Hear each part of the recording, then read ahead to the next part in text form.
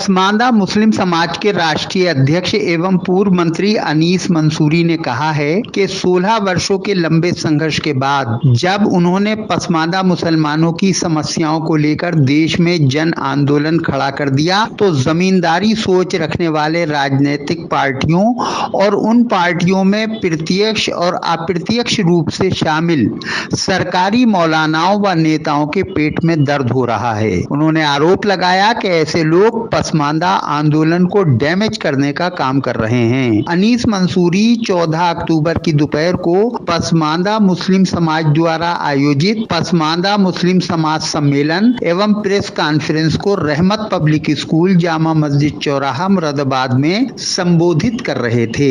अनीस मंसूरी ने कहा कि जब उन्होंने पिछले 16 वर्षों के लंबे संघर्ष के बाद देश व प्रदेश में पसमांदा मिशन को 85% पसमांदा मुसलमानों तक पहुंचाने का काम किया और उसके लिए माहौल बनाया तो तथाकथित संगठन और उनके स्वयंभू नेता अपने आप को पसमांदा हितैषी बनाकर पसमांदा मुसलमानों को गुमराह करने के साथ रोज चुनावी मौसम में नाना प्रकार के संगठन बना रहे हैं। ऐसे लोगों से सावधान रहें जो समाज को गुमराह करने का काम कर रहे हैं। अनीस मंसूरी ने कहा कि जब पसमांदा मुसलमान अपना हक पाने के करीब होते हैं तो पसमांदा दुश्मन सोच के लोग इस्लाम की दुहाई देकर हमारे आंदोलन को कमजोर करने का प्रयास करते हैं। अनीस मंसूरी ने कहा कि जब पंडित जवाहरलाल नेहरू और उनकी सरकार संविधान सभा में आरक्षण को खत्म करने की बात कर रहे थे तो बाबा साहब भीमराव अंबेडकर ने दलितों के आरक्षण को खत्म करने का विरोध किया। उस वक्त सरदार वल्लभ भाई पटेल ने पिछड़ों का आरक्षण खत्म करने का विरोध किया, लेकिन संविधान सभा में सामंतवादी विचारधारा के मुसलमानों, दलित मुसलमानों और पिछड़े मुसलमानों के आरक्षण पर इसलिए खामोश रहे क्योंकि उन्हें यह डर था कि कहीं पसमांदा मुसलमानों को भागीदारी मिल गई तो हमारी गुलामी कौन करेगा। यही वजह है कि 74 सालों से पसमांदा मुसलमान दलित आरक्षण से महरूम हैं। इन 74 वर्षों में सामंती सोच के किसी मौलाना या तथाकथित सेकुलर राजनीतिक दलों ने ये प्रतिबंध हटाने की दिशा में कोई प्रयास करना तो दूर इस पर बात तक नहीं की। आज जब इस आंदोलन को अनीस मंसूरी ने प्रधानमंत्री से लेकर सभी सियासी पार्टियों और देश भर में पहुंचा दिया तो ऐसी सामंतवादी सोच के लोग इस आंदोलन को ये कहकर डैमेज कर रहे हैं कि इस्लाम में कोई पसमांदा नहीं होता है, सभी लोग बराबर हैं। अनीस मंसूरी ने कहा कि हम पसमांदा मुसलमानों की बदहाली को लेकर समाज में व्याप्त भेदभाव पूर्ण नीतियों और दुर्व्यवस्था के खिलाफ जंग लड़ रहे हैं। हमें खुशी है कि देश के प्रधानमंत्री से लेकर सभी राजनीतिक पार्टियों और पूरे देश में अब इसकी चर्चा हो रही है।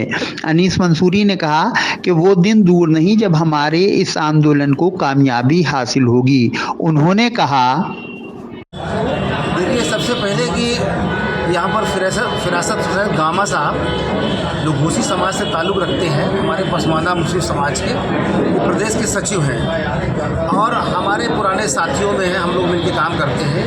इनके एक्सीडेंट को सुन करके मुझे बाहर जाना है, आज मेरठ और हापुड़ शामली तक जाना है। ये हुआ कि इनके घर पे मैं इन्हें देखने के लिए आना चाहता था। इस दरमियान ये बात हुई कि कुछ समाज के लोग चाहते हैं कि आप आ रहे हैं तो सभी लोगों से मुलाकात हो जाए और एक बैठक भी हो जाए, प्रेस वालों से मुलाकात भी हो जाए। इस सिलसिले में मुरादाबाद में एक संगठन की बैठक करने के लिए तय हुआ और हम लोग पसमांदा मुस्लिम समाज के उस संगठन की बैठक आज यहाँ पर कर रहे हैं। क्या संदेश देना चाहेंगे इस अवसर पर आप सभी देशवासियों को, खास तौर से पसमांदा समाज को? देखिए, इस देश के अंदर कुल मुसलमानों का 85% पसमांदा मुस्लिम समाज यानी पिछड़ी मुसलमान बिरादरी से है और हम लोग पिछले 16 वर्षों से पसमांदा मुस्लिम समाज पे काम कर रहे हैं। इस देश के अंदर पसमांदा लफ्ज़ कोई जानता नहीं था।